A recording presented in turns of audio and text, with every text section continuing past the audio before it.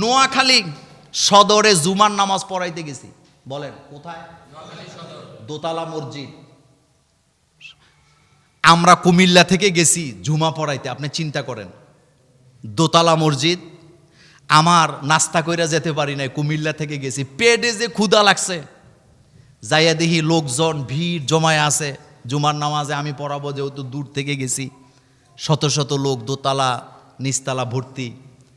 ও মা, যাইয়া নাস্তা দিছে, আমি বলছি ক্ষুধা লাগছে নাস্তা দেন। নাস্তা দিছে, নাস্তা এই খাওয়া শুরু করছি, ওসি সাহেব আইসা বলতেছে, মোল্লা ভাই আপনি এখান থেকে 10 মিনিটের মধ্যে চলে যাবেন। কয় মিনিট? কথা আসতে কয়, কয় মিনিট?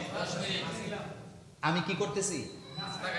মুরব্বীরা আমাদের শিখাইছে, সাপ যখন আহার করে তারে তখন মারা যায় না, কারণ সে আহার করতেছে। আর আমি একজন আদম সন্তান, আমি নাস্তা খাইতেছি, আমারে টাইম দিছে 10 মিনিট, আপনি চলে যান। কেন? কয় না আপনি চলে যান, নামাজ পড়াতে, জুমার নামাজ পড়াইতে পারবো না। আপনি হইলে আমার জায়গায় কি করতেন? আমি শেষ পর্যন্ত ওসিকে বললাম, অনেক ক্ষুধা, আমি ক্ষুধা সহ্য করতে পারি না, আমি একটু খাবারটা খাইয়া যাই। কয় না হুজুর খাইতে পারবেন না, খানা অন্য জায়গায় খাইয়া যায়, খাইয়েন যায়, গন্ডগোল হবে। খাবার খাই নাই, আল্লাহর জাতের কসম করে বলি, মসজিদে বসে কথা বলতেছি, খাবার খাইতে পারি নাই, ওখান থেকে চলে আসছি। কিন্তু আকাশের দিকে তাকায়া বারান্দায় দাঁড়ায় বলছি যে আল্লাহ, আমি তোমার গোলাম, আমি এখানে মারামারি করতে আসি নাই, আমি শুধু জুমার নামাজ পড়াইতে আসছি। আমাকে যারা খাইতে দেয় নাই, আল্লাহ আমার তো মানবীয় গুণ আছে, তুমি বিচারটা করে দিও। সেই জুমা পড়াতে পারি নাই, পড়াইলাম কোথায়? আপনার ওই যে লক্ষ্মীপুর চন্দ্রগঞ্জ, আরেক মসজিদ কমিটি জানতে পারছে যে মোল্লা নাজিম হুজুরের ওখানে জুমা পড়াইতে দেয় নাই, তারা সাথে সাথে আমার পিএসকে ফোন দিছে, হুজুরকে নিয়ে আমাদের মসজিদে চলে আসেন, আমাদের এখানে হুজুর জুমা পড়াবে। আমি ওখানে যাই জুমা পড়ালাম, ওখানে খাওয়া দাওয়া করলাম। এক ভদ্রলোক তার বাচ্চার আকিকা দিছে, আমারে পাইয়া কি খুশি, জোর করে নিয়ে গেছে। তো একজন আমাকে নাস্তা খাইতে দেয় না, আরেকজন পাইয়া খুশি না বেজার? এবার শোনেন, ঠিক তার 1 সপ্তাহ পরে আমার কাছে কল আসছে, কথা রেকর্ড হয়। কয় সপ্তাহ পর? 1 সপ্তাহ পরে কল আসছে। একজন আমাকে কল দিয়ে বলতেছে, হুজুর আপনার সাথে একজন কথা বলবে, হসপিটাল থেকে, পঙ্গু হসপিটালে আছি। বললাম কে? বলল যে হুজুর কথা বলেন।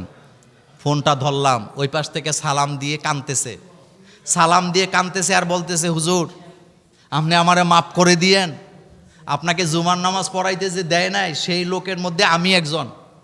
আমাদের গন্ডগোলের কারণে আপনি জুমা পড়াইতে পারেন নাই, কিন্তু 3 দিন পরে অ্যাক্সিডেন্ট করে আমার পা একটা হাঁটু পর্যন্ত শেষ, আপনার কাছে মাপ চাই, আপনি মাফ করে দেন। আমি বলছি, ভাই আপনারও তো আমি চিনি না, আপনার প্রতি আমার রাগ নাই, কষ্ট নাই, মনোযোগ আছে নি? আমার কোনো রাগও নাই। আপনারা আবার কই না যে মোল্লা ভাই ফিটটি রয়ে গেল নি, বদদোয়া লাগলো নি, ব্যাপারটা ওইটা না। এই যে ঘটনাটা ঘটলো, একটা মানুষকে খাইতে দিলেন না, আপনি জুমার নামাজ পড়াইতে দিলেন না, আপনি কি মানুষ না অমানুষ? জোরে বলেন। কিন্তু বিচার কে করছে? আল্লাহ। কিন্তু আমরার মধ্যে কোনো কি নাই, পরিবর্তনের কোনো মন মানসিকতা নাই, পরিবর্তনের মন মানসিকতা নাই, জোশের ঠেলায় চলি।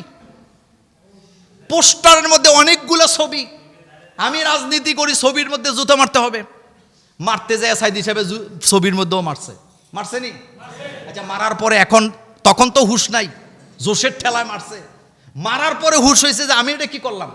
সারা পৃথিবী থেকে যখন প্রতিবাদ আসছে, এখন লাইভে কয় মাপ চাই, ভুল হয়েছে, আমি বুঝতে পারি নাই, কারণ আমি তো ওনার একজন কি বলে ভক্ত, আমি ওনার ওয়াজ শুনে ঘুমাই, কিন্তু ওনার ছবি তো খেয়াল করি নাই।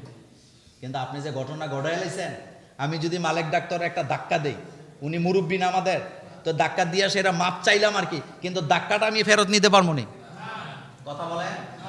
জুমরে একটা লোক গরিব, কোনো রকমে বসবাস করে, আপনি তার উপরে জুলুম করলেন, তো আপনি জুলুম কইরা 3-4 দিন পরে তার মাথার মধ্যে একটা মুসা দিলেন, কিন্তু আপনি যে জুলুমটা করছেন এই জুলুমটা আপনি ফেরত দিতে পারবেন?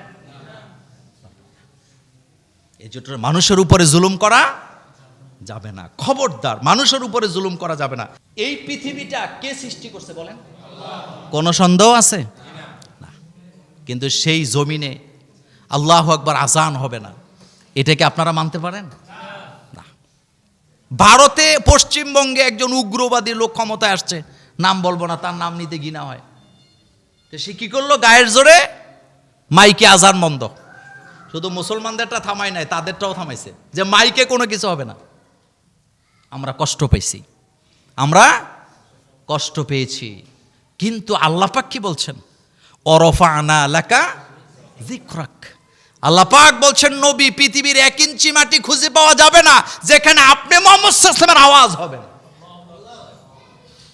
আল্লাহর আওয়াজকে থামাতে পারে এমন ক্ষমতা কারো আছে? বন্ধ করে দিচ্ছে গায়ের জোরে, মসজিদের মিনার ভেঙে ফেলছে, মসজিদে তালা লাগাইছে। এরপরে ব্যস্ততম জায়গায় যে মসজিদগুলো আছে ওগুলাতে জুমার নামাজ বন্ধ করে দিছে, কয় লোকজন বেশি হয়, রাস্তা বন্ধ হয়ে যায়, মাইকে আজান বন্ধ করে দিছে। আমরা আল্লাহর দিকে তাকায় ছিলাম।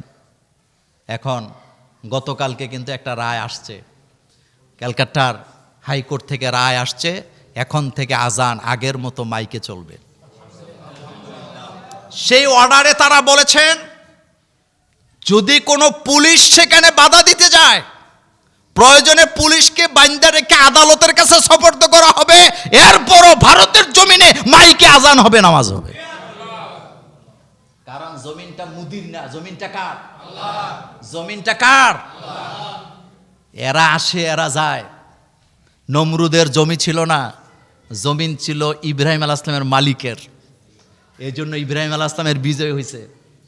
ফেরাউনের জমিন ছিল না, জমিন ছিল মুসা নবীর মালিকের, এজন্য মুসা আলাইহিস সালামের বিজয় হয়েছে।